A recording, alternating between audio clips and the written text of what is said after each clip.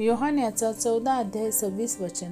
तरी ज्याला पिता माझ्या नावाने पाठवील तो कैवारी म्हणजे पवित्र आत्मा तुम्हाला सर्व काही शिकवेल आणि ज्या गोष्टी मी तुम्हाला सांगितल्या त्या सर्वांची तुम्हाला आठवण करून देईल. यस, आमेन. जय ख्रिस्त सर्वांना. कशी आहे माझी यूट्यूब फॅमिली? मी आशा करते तुम्ही सर्वजण सुरक्षित आणि आशीर्वादित असाल येशू मसीहाच्या सामर्थ्य नावामध्ये. तर आजच्या सुंदर दिवसासाठी परमेश्वराने आपल्याला किती अद्भुत वचन दिलेलं आहे प्रियांनो, की परमेश्वराचं वचन आपल्याला काय सांगत आहे. तरी ज्याला पिता माझ्या नावाने पाठवील तो कैवारी म्हणजे पवित्र आत्मा. यस, आमेन.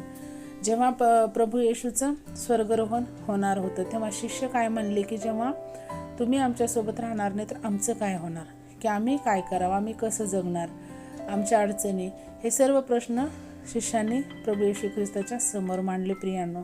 तर तेव्हा प्रभू येशू ख्रिस्त आपल्या शिष्यांना सांगतात, की जेव्हा जोपर्यंत मी जाणार नाही तोपर्यंत तुमचा कैवारी सहाय्यक मदतगार हा येणार नाही. मग परमेश्वर इथे काय सांगत आहे, की ज्याला पिता माझ्या नावाने पाठवील तो कैवारी म्हणजेच पवित्र आत्मा. हो, ज्याला पिता प्रभू येशूच्या नावाने आपल्याकडे पाठवलेला आहे तो कैवारी आपला कोण आहे? पवित्र आत्मा. तर येशू ख्रिस्त सांगतात आपल्या शिष्यांना, की मी गेल्याच्या नंतरच तो तुमचा कैवारी येईल आणि त्याचंच नाव काय? पवित्र आत्मा. म्हणून प्रत्येक एका व्यक्तीसाठी प्रभू परमेश्वराने एक पवित्र आत्मा दिलेला आहे प्रियांनो. तर पवित्र आत्मा आपल्याला काय करतो, की सर्व काही शिकवणार. हो, आणि ज्या गोष्टी परमेश्वराने आपल्याला सांगितलेल्या आहेत त्या सर्वांची आपल्याला तो वेळोवेळी आठवण करून देत राहणार.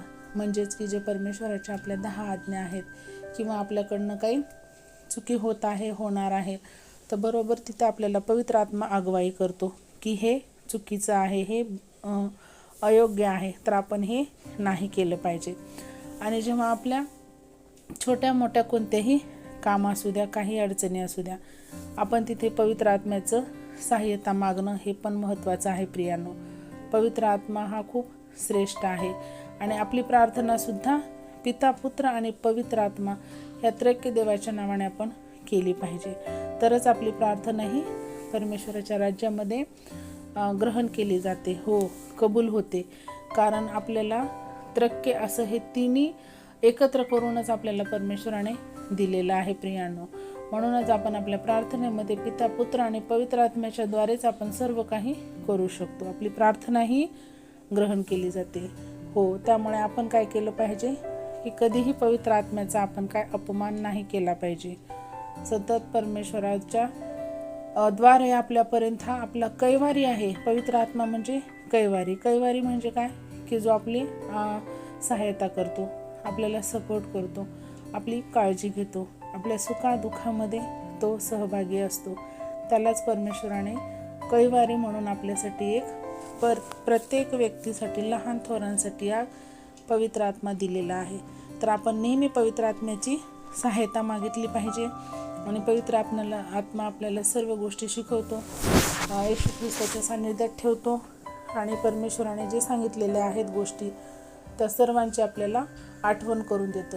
थोडक्यात सांगायचं म्हणजे की पवित्र आत्म्याद्वारेच आपण सुरक्षित आहोत आणि पवित्र आत्मा आपल्याला रोखून ठेवतो वाईट गोष्टीकडे जाण्यापासून. तर त्यामुळे परमेश्वराला आपण कोटी कोटी धन्यवाद देऊया आणि ही छोटीशी प्रार्थना करूया. Hallelujah, hallelujah. धन्यवाद, धन्यवाद, धन्यवाद, धन्यवाद.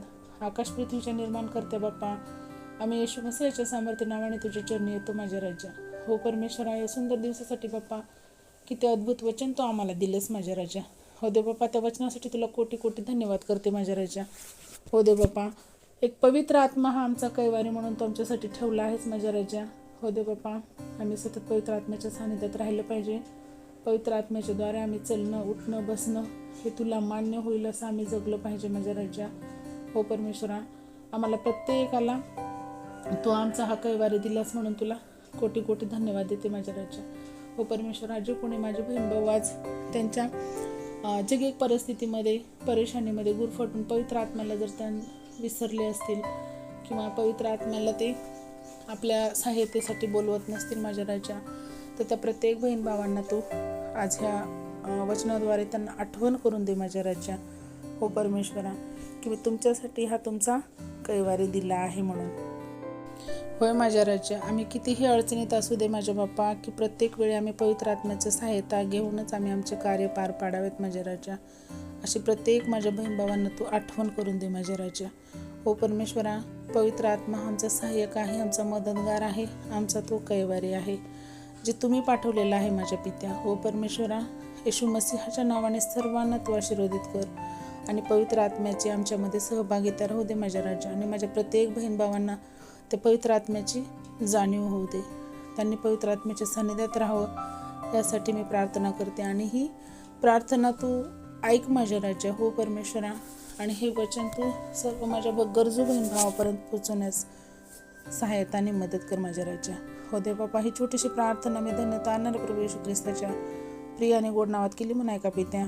आमेन. Praise the Lord. शालोम. प्रभू येशू मसीहची शांती तुम्हा आम्हा सर्वांसोबत युगानुयुग असो, प्रभू येशूच्या दुसऱ्या आगमनापर्यंत. तर परत भेटूया अशाच एका अद्भुत वचनासोबत. तोपर्यंत सर्वांना प्रेज द लॉर्ड.